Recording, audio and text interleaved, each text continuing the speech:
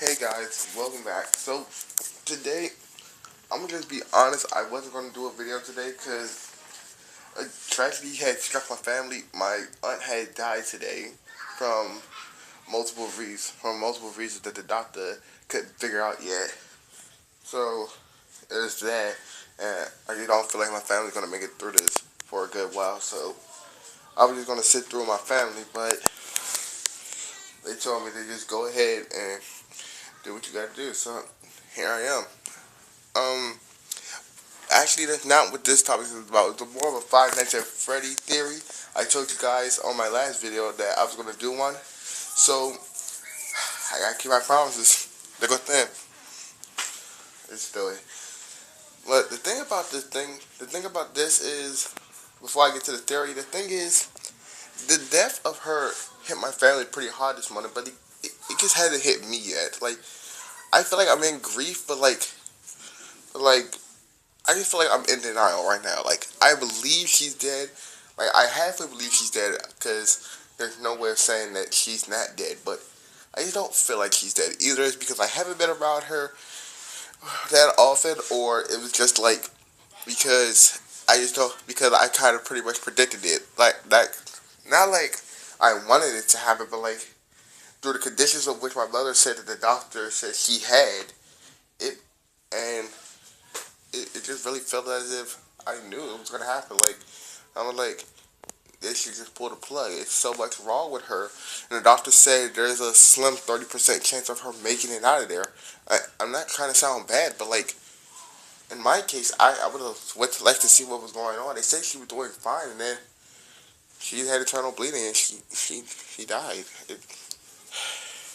It hit me hard. It's not hitting me that hard, but it's hitting me a little bit in the mind. So let's get started with this theory. So for those who played Five Nights at Freddy's and Five Nights at Freddy's 2, then you know basically the story. But for those who don't, I'll break down the story to you. Five Nights at Freddy, the first one you play is a night guard named Mike Schmidt, who has accepted the job to Freddy Fazbear Pizza, which was probably the worst mistake you ever made in your life.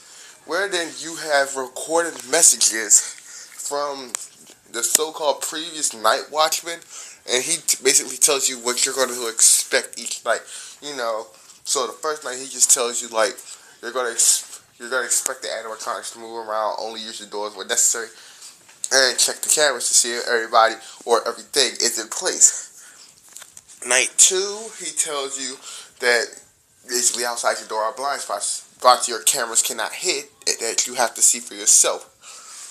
Night three, he talks about you have to watch this animatronic named Boxy, for he does not move around often, but he will sprint from his spot from all the way to the back of the building straight to you. Night four, he basically talks about the animatronics are more serious, and then night five, he doesn't say nothing. And actually on night four, I got that wrong. On night four, he's actually complaining that he's running out of power, and then in night five, he's in a suit trying to talk to you with his dying breath, but it doesn't work. He sounded like a combination of a motorcycle and Chucky from Chuck E. Cheese trying to talk at the same time. It's not good. So in Five Nights at Freddy's 2, this is where the theory happens to me. Now you play as a new guy, not Mike Schmidt no more. You play in this so-called new and improved Freddy Fazbear Pizza, and playing at this place, it's like, well, it's different. It's a different experience for you. More animatronics, more rooms to cover, all that. So, same thing, same person, same supposedly night watchman, but it gets different because here's where the theory starts kicking in. Who was I watching playing? I was watching Dashy XP or Dashy Games. Some of you might know him. And not only him, but I was watching a few of the phone calls, and something hit me. The phone calls, they started sounding as if the guy knew that you were at work. Like he was physically watching you. That's one thing, and that's the first thing. Another thing being that he was more, it was like he pretty much more likely knew what was going on as it progressed. So, yeah, it was that, but there was more to the theory of what I presume. I'll tell you what it is at the end. Matter of fact, I'll just tell you now. The theory that I had was that it's kind of hard to spell it, but the theory was that your person is supposed to be either your person or the night watchman is supposed to be the killer. You know, the guy who killed the 5 kids and stuffed them in the suits. Here's the thing. Here's my reasons for this. Reason 1, if you play, I believe somewhere between night 3, night 4, somewhere between night 3 and night 5. Actually, no, it's between night 3 and night 6. Actually, yeah, it's between those nights. The watchman, not the watchman, the guy who records the phone calls for you, he says specifically that someone, he says, what are you doing? Did you get the memo? The store is closed. Someone took a suit. Someone took the spare yellow suit in the back end.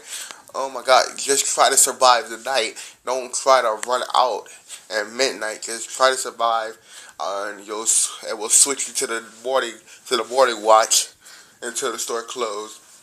We have one last event tonight we have one last event the next morning before we close our shop for good, which is a birthday party, and I'll probably take the night shift that night to make sure everything runs smooth. So basically, he's basically explaining to you that the shop is closed. So if you play Five Nights at Freddy's 1 and you pretty much figured out some of the stuff about it, you realize that the posters change and they talk about 5 kids went missing. And they say that someone in the Freddy Fazbear, or Golden Freddy, as most of you know about, took the suit and used it to gain 5 kids' trust and killed them all in the back room and stuffed them inside the suit. Now, here's the thing. In Five Nights at Freddy's 2, the guy who leaves the message, he doesn't explain to you what happens. He just say someone took the suit, the spare yellow suit in the back, and oh my God. He doesn't explain much, but if you play both Five Nights at Freddy's, then you understand what he's talking about. He's talking about the fact that that somebody took the suits, killed 5 kids, and the police are now looking for them. So, and it's not just that. Between night 3, like I said, night 3 and night 6, another phone call appears, and he's trying to shake your belief. He's trying to tell you that what happened, that any rumors that somebody's talking about isn't true. So, you may not know the rumors, because I don't, but if you do, let me know in the comments down below, and I'll try to add on to it in another video sometime soon. But he says something that shakes me a little bit. In one of the messages he leaves, he says, don't believe them. They're just trying to get the company shut down. And another phone message, he says, don't look the animatronics dead in the eyes. Don't give them like eye contact. They act funny around staff members, but they don't act funny around children. See, but he didn't say which ones. He just said all of them. So here's another thing. If that's the case, something must have happened that forced the animatronics to behave differently to adults rather than the children. So what could this be? What could have shaken the animatronics so badly? Maybe it was the fact of the bite of 87. But then again, in another video, someone went over.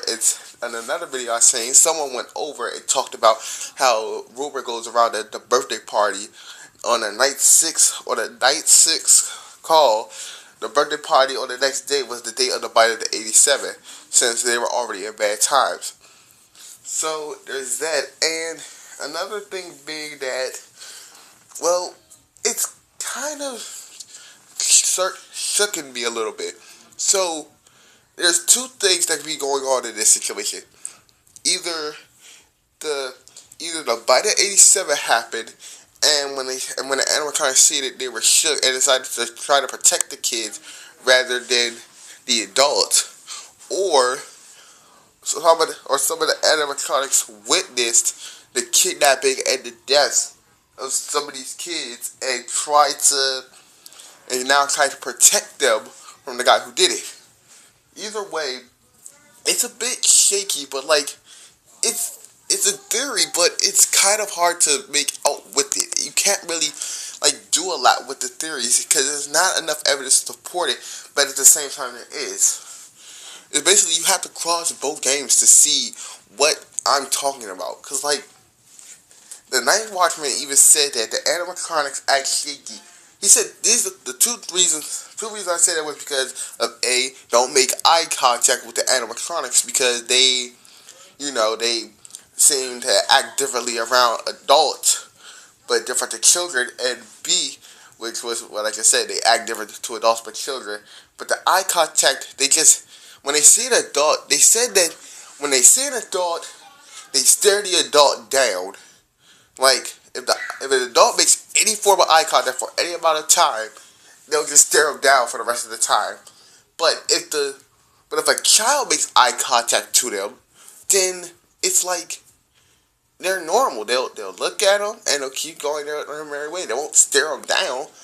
So something must have happened.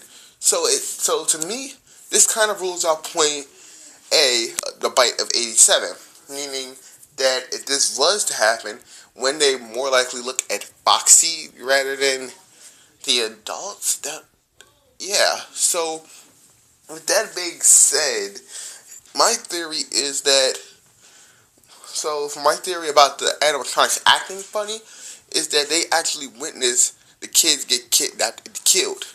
But that's not the full theory of what I believe in. Because the other theory is, because it's a two-part theory. The second part of the theory is that basically they act as if, okay, so in Five Nights at Freddy's, you pretty much see, the four animatronics you see is Freddy, Bunny, Chica, and Foxy, and Golden Freddy. But how can this be? In Five Nights at Freddy's, if you take a look at it, if you play Five Nights at Freddy's, you did nights 1 through 6. On the sixth night, you receive your overtime paycheck, $20.10. But when you look at the date, it's 1987.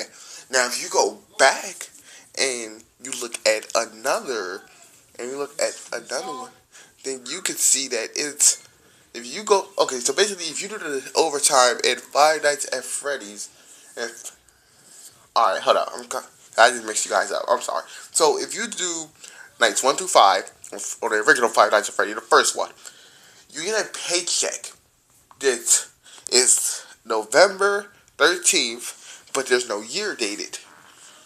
But, so, yeah. And here's the thing. There's 4 animatronics in the original one. In the first one. Freddy, Buddy, Chica, and Foxy. And Golden Freddy, like I said earlier. So, how can this be that Golden Freddy is allowed to move around? Because there's videos all over and people reporting about a mysterious golden creature who teleports in a room when both of their doors are closed. And if you stare at him, he kills you, and crashes your game. It's funny, but like, and then another thing being that it's like, okay, let's say it like this. In Five Nights at Freddy's 2, the Night Watchman tells you that someone took one of the yellow suits, and if you compare it to the first Five Nights at Freddy with the newspaper clippings, you see that 5 children were dead in a mascot costume. So let's compare this. Freddy, Buddy, Chica, and Foxy. Bunny has no face, so he can't. Bunny has no face, so he can't obviously be a culprit. Freddy face is on and eyes are poking out. So if a child was stuffed in the costume, there wouldn't be no room for anybody to move, and they would probably be dead. Chica, basically all the animatronics have faces. Like their faces are not like the exoskeleton. It's more like someone is stuffed in there. But here's the thing. All the animatronics, they act funny. Like, think about it like this. Let's think about it like this. All the animatronics kill you on the spot, and you get stuffed in a suit on the original Five Nights at Freddy's. But when Golden Freddy kills you, he crashes your game. So, let me just do this to you guys. No homo, that sounded gay. But, like, here's the thing. if Golden Freddy's death is stranger than yours, wouldn't that kind of shake your belief a little bit? Not only that, but in the night 5 or 6 call, the watchman says that you'll take the morning shift, and they'll don't know who take the night shift. So practically now, it seems as if you're working both shifts, the morning shift and the night shift. So here's where things get crazy. Someone took the yellow suit. So let me just add this up to you guys. On night 5, you get a phone call. On night 5 or 6, you get a phone call saying that the night watchman, basically the dude, whoever gives you the phone call, he says that someone had took this suit from the back and the spare suit, and he doesn't say nothing. But using knowledge and logic, we could go back to the original Five Nights at Freddy and instantly tell that 5 children went missing in a costume. All of the costumes have lasers in the eyes and around, so no one can get in them. How else would you gain the trust of kids? Simple. Use a suit that doesn't have all the mechanical wiring on it. And what suit didn't have that? Golden Freddy. So,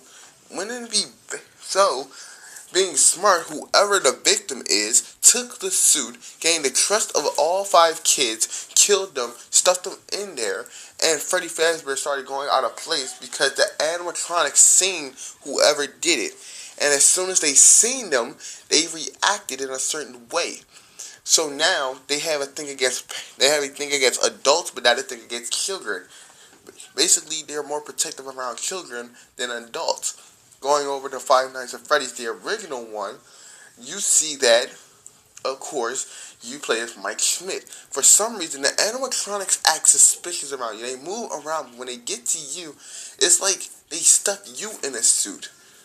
Why would these animatronics stuff you in a suit?